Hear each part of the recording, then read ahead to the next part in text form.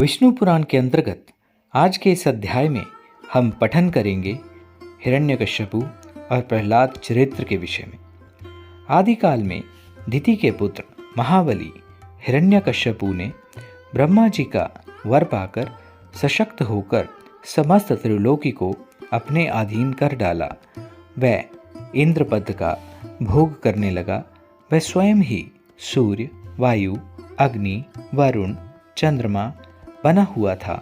वह असुर स्वयं ही कुबेर और यमराज भी बना हुआ था और स्वयं ही समस्त यज्ञ भोगों को भोगा करता था। उसके डर से देवता स्वर्ग को छोड़कर मानव शरीर में धरती पर विचरण करने लगे। इस तरह समस्त लोक पर विजय प्राप्त करके वह गंधर्वों से अपनी स्तुति सुनकर अभीष्ट भोगों को भोगने लगा। उस समय संपूर्ण गंधर्व तथा नाग आदि हिरण्यकश्यपु की उपासना करते थे। उसके आगे कोई सिद्धगण तो कोई वाद्य बजाकर उसका यशगान किया करता था और कोई प्रसन्न होकर जय घोष करने लगे थे। वह असुरराज जहाँ अप्सराएं नृत्य किया करती थी वहाँ प्रसन्नता से मदिरापान किया करता था। उसी का पुत्र महाभाग्यवान प्रहलाद था। वह बालक गुरु के घर जाकर पढ़ने लगा। एक रोज वह शुद्ध आत्मा वाला बालक अपने गुरु के साथ अपने पिता दैत्यराज हिरण्यकश्यपु के पास गया और उस समय वह मदिरापान कर रहा था। प्रहलाद पिता के चरण स्पर्श करने लगा। पिता ने उसे उठाकर उससे कहा, वत्स, अब तक तुमने जो कुछ भी पढ़ा है उसका सारांश हमारे आगे कहो। प्रहलाद ने कहा, पिताजी, मेरे हृदय में जो स्थित है वह मैं आपकी आज्ञा अनुसार बतलाता हूँ। सावधानी से सुनिए। जो आदि, मध्य, अंत से रहित, अजन्मा, अच्युत, वृद्धि और क्षत शून्य है तथा जो संपूर्ण कारणों के कारण और संसार की स्थिति तथा अंत करता है, उन विष्णु भगवान को मैं बारंबार नमस्कार करता हूँ। ये सुनकर दैत्यराज क्रोध से आग बबूला हो गया और प्रहलाद के गुरु की ओर कंपित होठों से बोला, रे अधम ब्राह्मण, तूने मेरी अवज्ञा करके मेरे ही बच्चे को विपक्षी की स्तुति की शिक्षा दी है। गुरु ने उत्तर दिया, आपको मुझ पर किंचित भी क्रोध नहीं करना चाहिए, क्योंकि ये बालक मेरी बतलाई बातें आपको नहीं बतला रहा है। दैत्यराज प्रहलाद से बोले, पुत्र, बतलाओ, ये शिक्षा तुमने किससे पाई है, जबकि तुम्हारे गुरु जी के कहने के अनुसार उन्होंने ये शिक्षा तुमको नहीं दी है। प्रहलाद ने उत्तर दिया, पिताजी, मन में बसने वाले भगवान विष्णु ही तो समस्त विश्व के उपदेशक हैं। उन प्रभु को छोड़कर अन्य कौन किसी को कुछ सिखा पाता है। हिरण्यकश्यपु बोले, रे मूर्ख, कौन है वह विष्णु जिसका तू व्यर्थ बखान मुझ जगदीश्वर के सामने कर रहा है।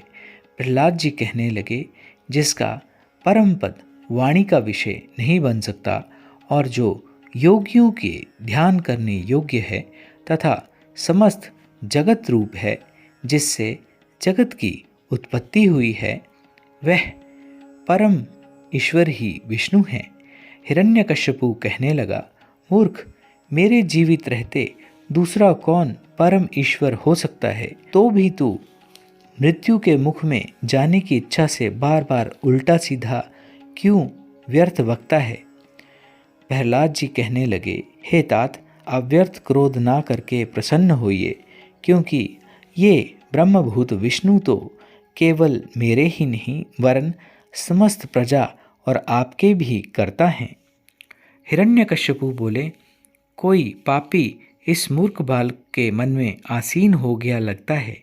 ऐसा मालूम होता है जिसके प्रभाव से ये अशुभ वचन निरंतर बोले चला जा रहा है। प्रहलाद जी कहने लगे, पिताश्री, वह विष्णु भगवान केवल मेरे हृदय में ही नहीं समस्त लोगों में बसे हैं।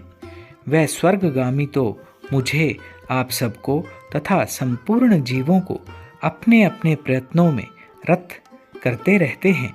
हिरण्यकश्यपु बोले, निकालो इस पापी को और गुरु के यहाँ ले जाकर इस पर भली प्रकार शासन करो। इस मूर्ख ने ना जाने कहाँ से मेरे विपक्षी की प्रशंसा सीखी है। उसके ऐसा कहने पर दैत्यगण उस बालक प्रहलाद को पुनः गुरुजी के यहाँ ले गए तथा वह वहाँ विद्या का अध्ययन करने लगे। बहुत काल व्यतीत हो जाने पर दैत्यराज ने प्रहलाद को पुनः महलों में बुलाया और कहा, आज कोई गाथा सुनाओ पुत्र। प्रहलाद जी कहने लगे, विष्णु भगवान हम सब पर प्रसन्न हो, जिनसे प्रधान पुरुष तथा इस चराचर विश्व की उत्पत्ति हुई है। हिरण्यकश्यपु कहने लगा, ये बच्चा बड़ा ही दुरात्मा है, मार डालो इसे। इसके जीवित रहने से हित नहीं है, क्योंकि अपने पक्ष की हानि करने वाला होने से ये तो अपने ही कुल में अंगार के समान बन गया है। उसकी इस प्रकार की आज्ञा होने पर सैकड़ों हजारों दैत्य विशाल अस्त्र शस्त्र ग्रहण करके उसका वध करने के लिए उद्यत हुए। प्रहलाद उन दैत्यों से कहने लगे, रे दैत्यों, विष्णु भगवान तो मुझ में और शस्त्रों में सब जगह बसते हैं। इस सत्य के प्रभाव से इन अस्त्रों शस्त्रों का मुझ पर किंचित मात्र भी प्रभाव ना हो पाएगा। फिर तो सैकड़ों दैत्य उस पर टूट पड़े, किंतु उन्हें किसी भी प्रकार की वेदना ना हो पाई। हिरण्यकश्यपु बोला, हे अबुद्धि, मेरे विपक्षी की स्तुति करना त्याग दे। जा, मैं तुझको प्राण दान देता हूँ, अब ज्यादा नादान ना बन। प्रहलाद जी कहने लगे, हे तात, जिनके केवल स्मरण मात्र से जन्म जरा एवं मृत्यु आदि संपूर्ण भय दूर भाग जाते हैं, उन समस्त भय के हरने वाले भगवान विष्णु के हृदय में स्थित हुए मुझको भला किस तरह का भय रह सकता है। हिरण्यकश्यपु बोला, रे सर्पो, इस अज्ञानी तथा दुराचरण करने वाले बालक को अपने विष अग्नि संतप्त मुखों द्वारा डसकर जल्द ही मार डालो। ऐसी आज्ञा होते ही अति निर्दय एवं विषधर तक्षक आदि सर्पों ने प्रहलाद की देह के समस्त अंगों को डसा, किंतु उन्हें तो विष्णु भगवान में आसक्त रहने के कारण उन सर्पों के डसने पर भी अपनी देह की कोई सुधि ही ना रह पाई। सर्प कहने लगे, हे दैत्यराज, देखिए हमारी दाढ़ें टूट चुकी हैं, मणियाँ चटक गई हैं, हमारे फन दुखने लगे हैं और हृदय कंपायमान हो गया है, किंतु इसकी चमड़ी तो किंचित भी नहीं कट पाई। अतः आप हमें अन्य कोई दूसरी सेवा बतलाइए, हम ये नहीं कर पाएंगे। हिरण्यकश्यपु बोला, दिग्गजों, तुम सब अपने पैने दांतों से इस बालक का वध कर डालो। आज्ञा पाते ही विशालकाय हाथियों ने बालक को धरती पर डालकर अपने पैरों द्वारा रौंद डाला, किंतु श्री गोविंद जी की कृपा से प्रहलाद के वक्षस्थल से टकराकर दिग्गजों के हजारों दांत टूट गए। तब प्रहलाद अपने पिताजी से कहने लगे, हाथियों के वज्र के सदृश जो दांत टूटकर गिर पड़े हैं, इसमें मेरी कोई शक्ति काम नहीं कर रही है, ये तो भगवान के स्मरण मात्र का ही प्रभाव है। हिरण्यकश्यपु ने दिग्गजों को विदा कर दिया और दैत्यों से बोले, तुम अग्नि प्रज्वलित करो तथा वायु, तुम अग्नि को लपटदार बनाओ, जिससे वह इस पापी को भस्म कर डाले।